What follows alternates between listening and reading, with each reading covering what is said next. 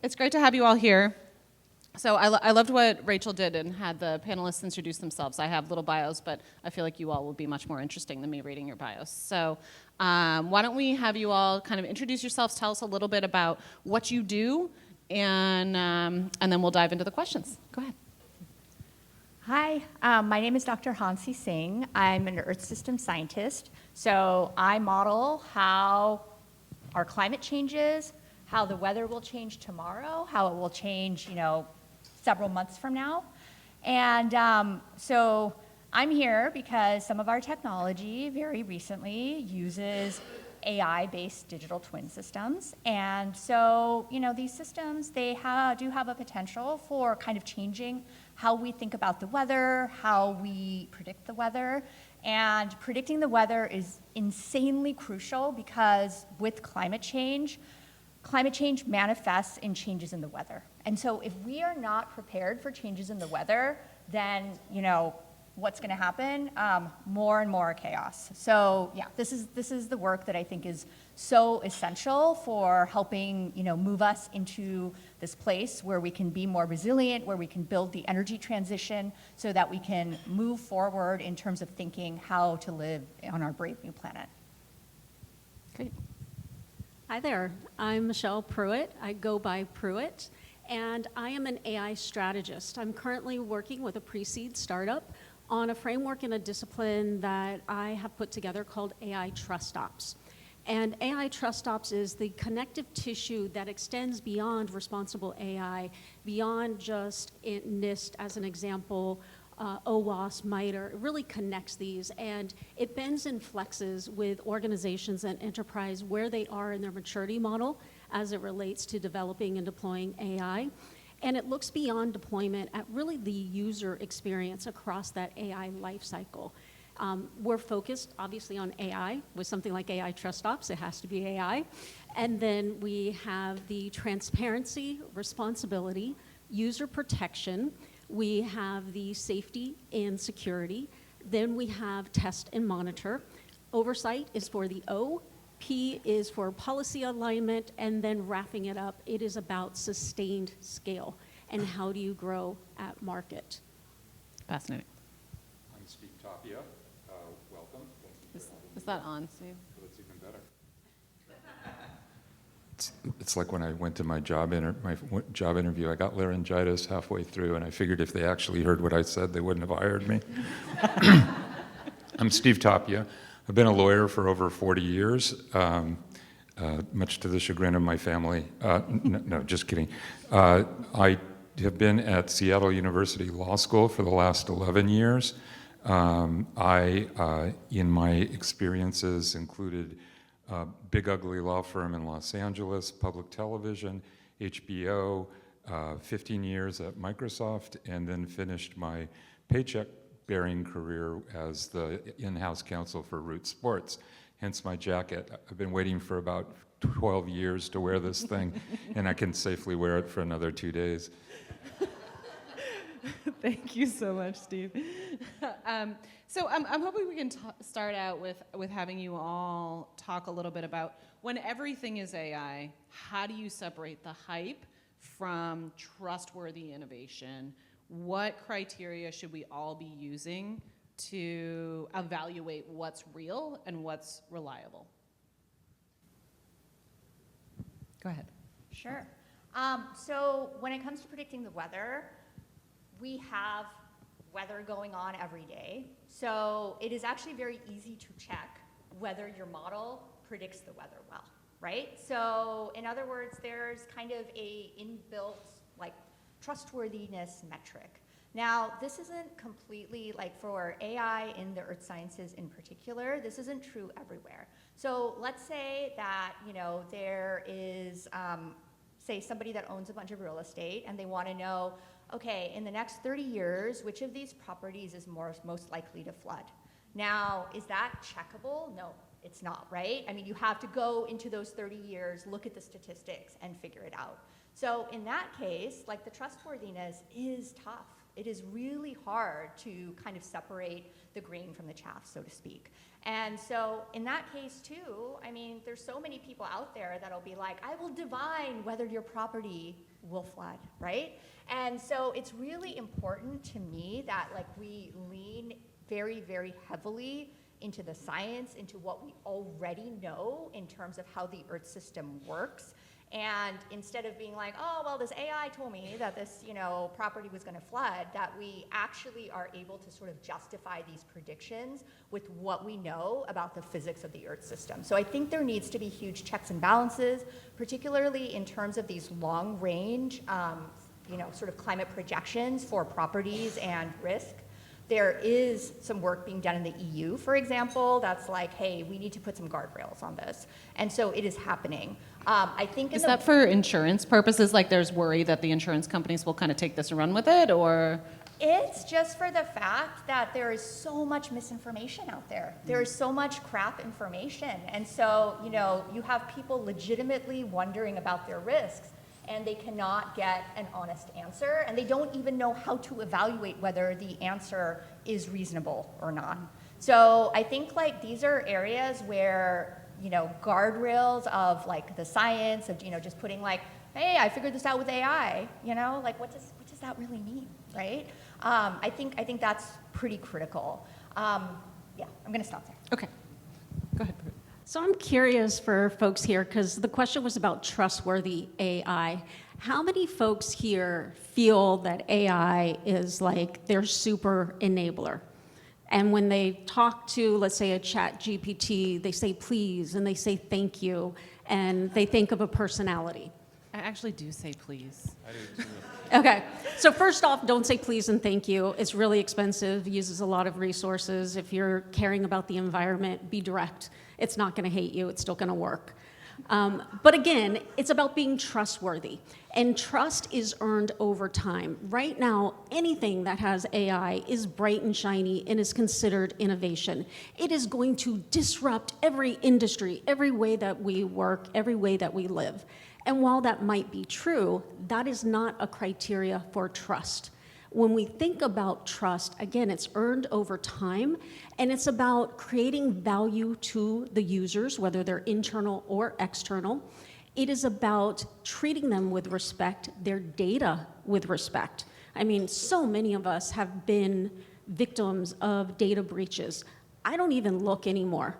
I figure all of my information is on the dark web, and at some point, the two are gonna collide, and all of a sudden I'm gonna have someone buying a house in my name, right? It's inevitable. But leaders today have to really look and leverage discernment. They have to separate the aspiration of what is being promised in a future horizon with what is today or the short-term value that end users are going to realize from the solutions. And then through ethical interactions, which means the use of the data and the way the engagement, the UI, all of that experience transacts, that is where trust comes from. And it's really up to leaders and individuals to build that trust. And once it's lost, it is really hard to build it back. So you have to build that discipline in organically from ideation, not as an afterthought. Let me pick up on that a little bit and put it in the business context. If you think of disruptive innovation in the sense as to where the term actually comes from, Clayton Christensen, who taught at Harvard Business School, and track through several really, really important things. We've all taken the term without really sort of understanding what it is that it actually means. The one truth that you can get from virtually everything that has become disruptive information is when it was released, nobody had a clue what it was going to end up doing. And so picking up what you said, not just trust, but the value proposition for what you can do with AI remains to be seen. How many of you remember your Newton, right? How many of you, had an original Microsoft tablet, right? There's all these things that I worked on that team, so I was stuck with it. We always have the ability to really marvel at the way that software developers in particular can overpromise and underdeliver. And the vaporware problem has been historic throughout the technology business since they invented the wheel. And so the one thing that I can truthfully say is there's a lot of fear and obfuscation out there.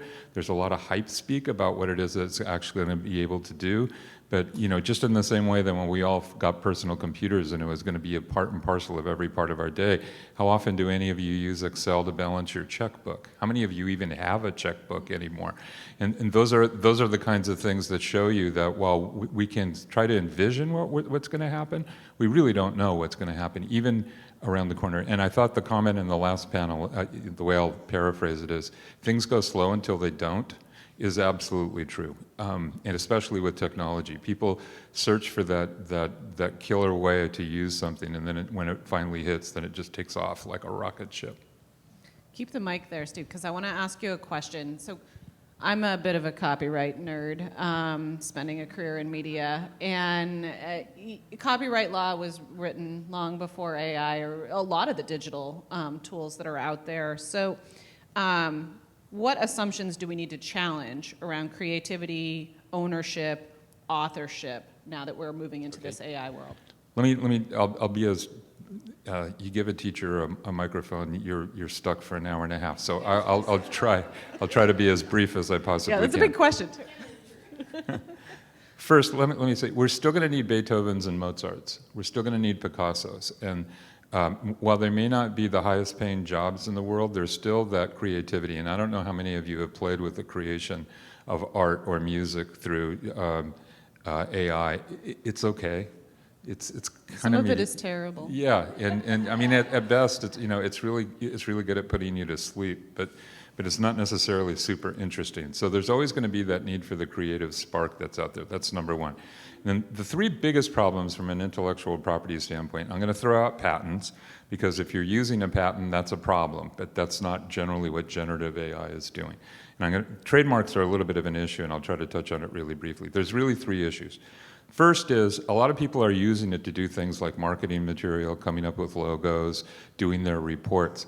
The problem is a pedigree problem. You have no idea where that comes from, which also means when you go to try to copyright it, or trademark it in the case of a logo, you don't have the ability to be able to tell the copyright office or the trademark office that it was actually created by a human. And for better or for worse, the standard in intellectual property right now is that a human needs to be involved in the creation. Secondly, you're also opening yourself up to not being able to protect your hard work, but also finding that you've stolen somebody else's work, and they can come after you. So ownership issues around AI are very, very big. The second one is actually, and 2 and 3 are combined together. The biggest copyright cases right now are where generative AI bots and companies are essentially being sued by authors and others for copyright infringement. There's two pieces of it, and I think if I can do nothing else this morning to have you all break down the analysis of what you're reading into these two pieces will be helpful. There's the input side and the output side. The input side has a problem. If you're reading a book, that doesn't mean you own copyright royalties, right? You're just reading a book. You're using something for its intended purpose. And if a computer is reading the book, it's really no different. And so from that standpoint, unless we're going to start trying to say that copyright law covers every time you watch a television show, read a book, listen to a CD, listen to streaming music, there's sort of an issue from the standpoint of if all you're doing is inputting the data. They argue that there's copies made somewhere along the way, but that's not necessarily true. So from the input side standpoint, you're starting to see the cases come down and trying to struggle with a way to justify it. Sometimes they call it fair use, sometimes they're saying it's not infringement at all. The problem is on the output side, and that's on the third side. Copyright lawyers talk about, in shorthand, copyright infringement as access and substantial similarity. If somebody's had access to the original work and it's substantially similar to the original work, then as a matter of logic, you probably copied it. And that's usually enough to get you going. And so a lot of times you won't know if what you've come up with AI is substantially similar to something else. And from what we've seen in testimony in all these cases, the AI training data is essentially everything. So the access piece of it is absolutely positively a gimme. Fascinating. I feel like we could talk about that for a long time. Hansi, I want to turn to you. So AI holds a lot of promise for tackling climate change, but its energy demands also, add to that problem. So how should we weigh the environmental costs of AI against its potential benefits for climate science and forecasting? Is AI actually doing anything new? Yeah, so I had a very similar discussion at the University of Michigan College of Engineering on Wednesday, literally talking to faculty, and this is like exactly kind of the panel discussion, right? Because there are these kind of huge energy demands that we think of when we think of AI. So I come from an area where, in particular, when we model the Earth system, we use models with 2 million lines of code that are distributed on very large-scale supercomputers, and we use a lot of energy. Like back in the day when I was doing research as a graduate student, we were running computers that ran off of coal in Wisconsin, right? I mean, basically, it's like literally you could power a city on coal with what this computer was using, right, the supercomputer. And so in that aspect, right, AI has a lot of promise, because let's say that I need to run this model like, 100 times to create a forecast, right? And I keep on having to do that, say, every day. That is so inefficient. Now today we use Wisconsin wind, which is great, right? Thank you, wind power. But really, I mean, it's using a lot of energy, right? I mean, that wind power could be used for something else. And so one of the cool things about AI, like I'm hesitant to call it transformational, but I think it is really useful in that you can build models that are like operate at a teeny tiny fraction of the cost, like 0.1%, maybe even less, right? And because of that, you can much more efficiently do things that people need to have access to often, like a forecast, right? So that is one powerful thing about AI. Now, is it transformational? I mean, the fact is that all of these models that do, forecasting, specifically long-range forecasting, they all require Earth system model output for training. That training what data, does that mean? Yes, that training data was created through these giant supercomputer runs. Does that make sense? So once again, it's like all about the training data, right? And whenever you have limitations in training data, when that training data is taking like a ridiculous amount of, energy to produce, then yeah, it's an issue. I will say on the flip side, people have already produced it, right? So it's not like we're producing anymore. And so, I feel like in that sense, if you can very efficiently provide people with the environmental information, the environmental predictions that they need for really helping to secure whatever they do in their lives, their business operations, their farms, their insurance companies, I think it can be a win. So I think this is one of those areas where we really have to separate out, like, are we talking about large language models, or are we talking about scientific AI? What exactly is happening?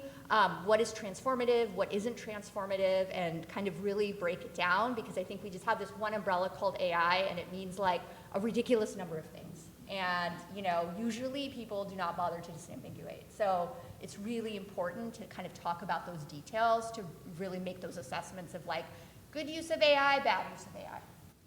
I love that. We've heard that a couple of times today.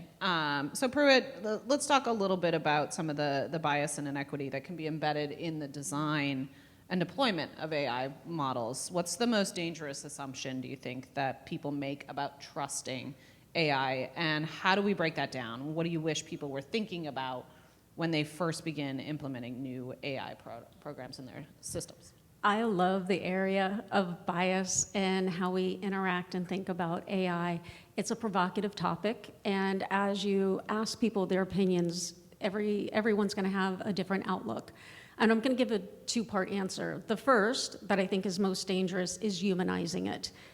It is not in a state where we can humanize it. And there's a psychological reason that I say that. Once you start to humanize, you extend additional trust.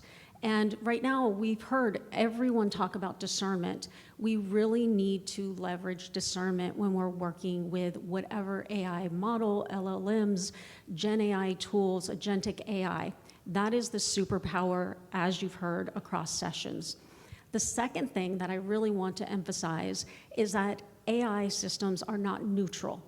And let me explain that a little bit. They are not built to be anti-neutral. Generally, there's some edge cases, but just like Hansi was saying, the data itself is biased. The data, think about it like this. Data captures, in almost all instances, there's some that aren't included in this, but the data captures our actions which are expressing our beliefs and our opinions. We have blind spots. We have biases we carry with us. As humans, we are beautifully flawed, and that means we have opinions. Some of those are accurate, some of those aren't, and some of those are stereotypes. That is where data really becomes a hiccup when you think about AI systems. And here's an interesting study. UW, last year, University of Washington, took 550 resumes, and they ran them through the top AI systems out there. You can intuit who they are. All they did with these resumes was change the names of the candidates. So the experience, the accomplishments, the career path, all were the same. So they did 3 million comparisons.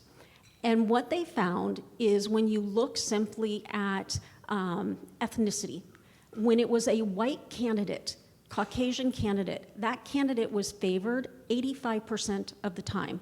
Now, this is across all three. If you pivoted and they looked across gender, men, and especially white men, were favored. Women, regardless of ethnicity, were only favored 11% of the time. Pivot again now to ethnicity and look at how the AI systems treated a black male. They had no favor rating, especially when it was against a white male candidate. So when you take these types of biases and now you apply it to industries, right? Logistics, transportation, supply chain, you might have a port authority having an AI system, an AI tool that then assigns a shipping lane to a particular carrier or port or distributor, and it's based on inaccurate or outdated legacy data, right? But it is not representing our current state.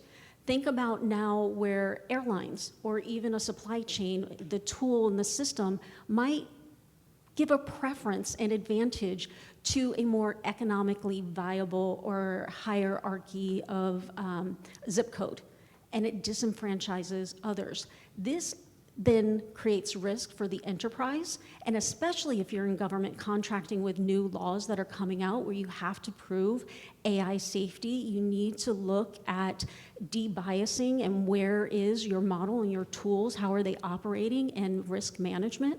This could put your contract, your funding at risk. So the biggest thing is to know that these systems aren't built to be biased, but our data is. And we have not yet figured out how to truly correct that bias. So as humans, right now, we have to apply our empathy, we have to apply our discernment, and we need to question. And we can't just take what it tells us as value. Just click on any hyperlink that's almost provided in feedback that you get. 90 times out of 10, it's a broken link. It's the same thing with the data, right? It's gonna have those broken links. Steve, the lawyer in you, when you're listening to some of these things, does it get you excited that there's going to be a lot more lawsuits related to this? Yeah, if we all survive the next year, there might be. There's a lot of the way I see it playing out is there are so many of the big issues that generate litigation that nobody has a clue about. In all honesty, there's an awful lot of people that are using buzzwords that, and you know, the practice of law in a lot of respects is drawing analogies, right? This is just like this. And when you can't either figure out what this or that is, it becomes extremely difficult with a straight face to sort of lay the odds as to where things are going to go. So what we have seen in the past when this has happened is that it drives business models. Again, echoing what we heard in the last panel. When sports, for example, became the hottest commodity that was out there, but people started to cable cut. What they went to was streaming sports, and that created a huge business model that we're all enduring right now. And that's just a good example of the fact people wanted sports. Nobody could figure out the legality of broadcasting or telecasting, so the business people got involved and they created a business opportunity. And so what I see going forward is that there's going to be a lot of deals. Nobody's is quite sure what they're buying, but they know that it's valuable enough to try to share the income stream. And so you're going to see a lot of really weird sounding deals for people making, to try to avoid that litigation. We've already seen it in some respects. When you see that the licenses that, for example, Anthropic has entered into with content creators, I've looked at them and it's like, I just sit there and go, if you'd done this as one of my students, I'd probably fail you. Because it's not really clear what they're licensing. They're sort of throwing the kitchen sink in there, but it's not really clear what are the bounds, what's okay, what's going to be okay. As we iterate our business model going forward, as we iterate our service going forward, what are we going to be allowed to do with the content that you've said it's okay for us to use? It's more like you're buying détente. We'll just spend money to not sue each other. Interesting. Okay. So as we move forward, what's one assumption? We're here to challenge assumptions about AI. What's one assumption that you think most urgently needs to be challenged right now to build a future where AI is more trusted and sustainable? Who wants to go first? It's you, Pruitt. I'm putting you on the spot. All right. I'm going to go back to the data and the discernment. And what comes to mind is a couple of reports. So CrowdStrike, they have their global threat report. And the 2025 report indicated that phishing attempts that are AI generated have a 54% success rate. When you look at this compared to the human-written phishing attacks, it has a 12% success rate. That's pretty scary. When we talk about the discernment and being able to figure out what's real and what's not, it's not just about the text-generated outputs. And here's an example. Last year, there was a startup, engineering startup in the UK, and they were a victim of a deep fake. And you probably heard this in the news. It was a deep fake of their CFO. These bad actors actually were also able to send a video conference, an online meeting invite to senior members of the company. These members joined into this video conference thinking they were talking to the CFO. It was a deep fake. 15 fraudulent transactions, $25 million. That is what we have to be careful of. When we talk about economic impact and we talk about being able to discern what is real, bad actors are moving very, very quickly because they don't care about the rules. They don't care about the laws. Whereas legitimate enterprises, SMB, whatever size, you are working within the laws. And sometimes you have to because your funding is at stake if you don't, or there are monetary penalties if you don't. But what happens as we're being recorded on stage, and now our snippets are up there on the web, and someone can now use any sort of tool, free or paid, and now create a deep fake of us, of our voices, talking to our bank, our cell phone providers, talking to our employers, to our loved ones. People have probably heard of the scam where grandparents are being called, and it's the voice replication of their grandchildren saying that they are arrested. How do you, in a moment of panic and fear, know that you are really dealing with an authentic crisis for your family and loved ones? Yeah, I have heard a thing about family passwords and how important it is with your kids to have established, like, if I'm really in a crisis, here's the words that I'll use. I thought that was just such practical and great advice. Go ahead, Hansi. Sure. Yeah, building kind of on that idea of like what constitutes fake and what is real, right? Within kind of the world of science, right, we have like such a ridiculous like kind of method of inquiry, right? And it goes through like so much peer review, so much, like in order to establish something is true, right? The bar is really, really, really, really high. And of course, yeah, now like we're getting these issues with like, oh, I guess AI might have generated this paper, right? And yeah, well, what do we do? But in general, like what I have found as I have spoken to stakeholders that care about, say, their weather forecast, like people love it when you actually explain physics to them. Not like in a difficult way, not in like, hey, let me write some equations on the board for you, but really just in a way of like, this is what I believe the forecast is, this is my best guess, this is why, because I believe that this and this and this are going to happen and that affects the weather at this location. People, we have this idea that maybe people don't like science and they don't trust it, but I think they trust it more than AI, honestly, right? So, I really kind of lean into that element of my job, which is to like tell people about the future through a lens of science and through a lens of like, we know the physics, we understand the physics, this is not from like an AI black box that I'm telling you this answer. And because of that, you can have some measure of confidence that at least the physics makes sense for what is going to happen. And I think that at least in the sense of like scientific AI, in the sense of, like what is real in terms of, is AI transforming science? Well, guess what? We're always gonna need the physics. We're always gonna need the physics-based model, the physicists, the people that are like really generating the knowledge.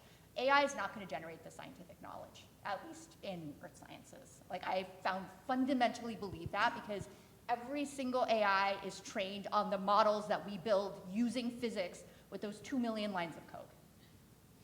It's so interesting that you bring that up, Hansi, because Leah was talking about how important it is for leaders to question the outcomes of AI. And what you're talking about is your home base is the physics. And if you're always going back to that, then you're safer and the AI is less likely to hallucinate when you can point at it and say, that doesn't make sense. That doesn't make scientific sense. Yeah, absolutely. I think like physics, science is such an important guardrail, but obviously like we don't have this in every single field, right? So, but maybe we do we? I think we do, right? There's elements. Yeah. Steve, what should we be challenging about our assumptions in AI? I will try to be as quick as I possibly can. Two things. The doom and gloom of a sentient robot taking over the world, the SpaceNet model or the iRobot model, is not right around the corner. There's a lot of people that are talking about, oh my God, it's right here, right now. They're full of it. The truth of the matter is there's still so much confusion about some of the basics about things that's going to be a little ways off if it ever happens at all. So don't worry about getting blown out of your car on your way home today by some drone that's driven by a robot. That's not going to happen, So at least we're not not here. in the Terminator yet. We're not there yet. We may get there. I hope not, but we may not. And the second thing is, I hope all of you have had the experience of working with someone and you go, I am so lucky to work with that person.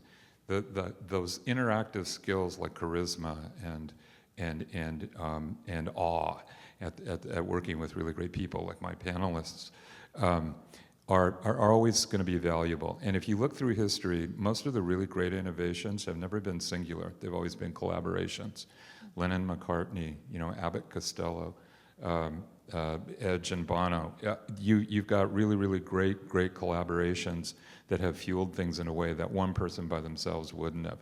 That's still going to be valuable. And as much as I've played with it, AI is an okay collaborator, but it doesn't spark me to sort of sit there and go, wow, I really want to blow this out of the water and take that next step to impress the person I'm collaborating with. Please. As I'm sitting here and listening to my brilliant co-panelists, I'm also thinking about the assumptions that we make about the people who build AI solutions. So I've been the person who has defined model logic and taken an AI solution to market. I'm an intelligent person. I made a lot of assumptions. There were a lot of things that I didn't know, and I had to make a call. And I had to say, this is the direction we're going.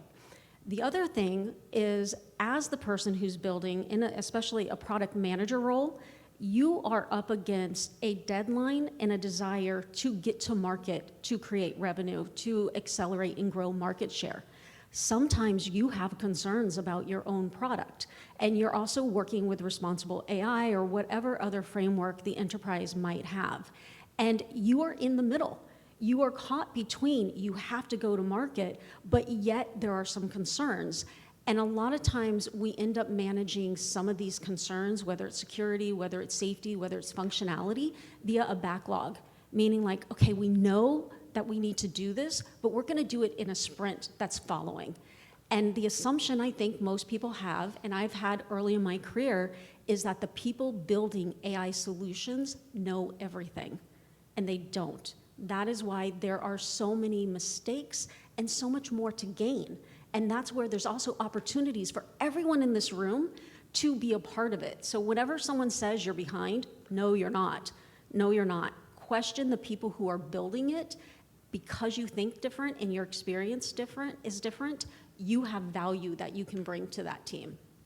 Love that. Okay, final question, lightning round. We'll be quick about this, but if we have one takeaway from today, one guiding principle for thinking critically about AI, or one call to action that you might have for the audience today, what would that be?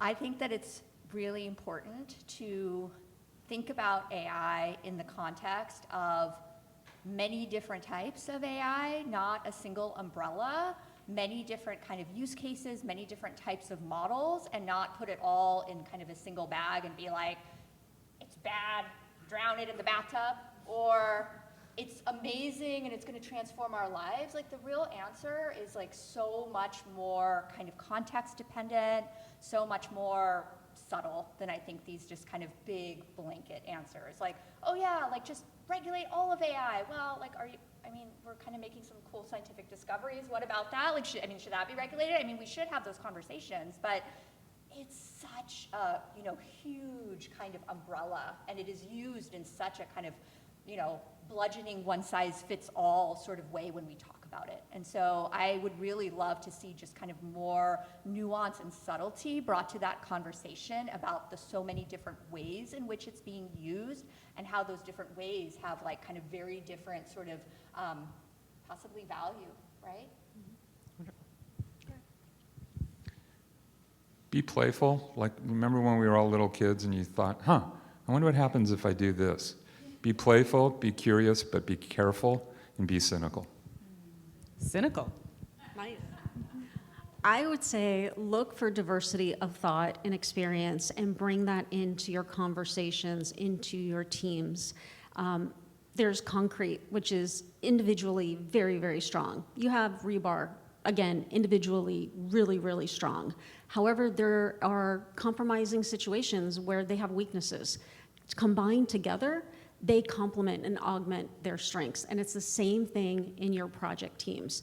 When you can complement each other's strengths, know the weaknesses, and bring in those different experiences, you can accomplish a lot. You can identify risks before they come to fruition, and you can have better empathy with your users, whether they're internal users or external users. And can I do a plug as well? I was going to ask you to anyway. All right. And the reason I also bring that up, and we've talked about paying it forward.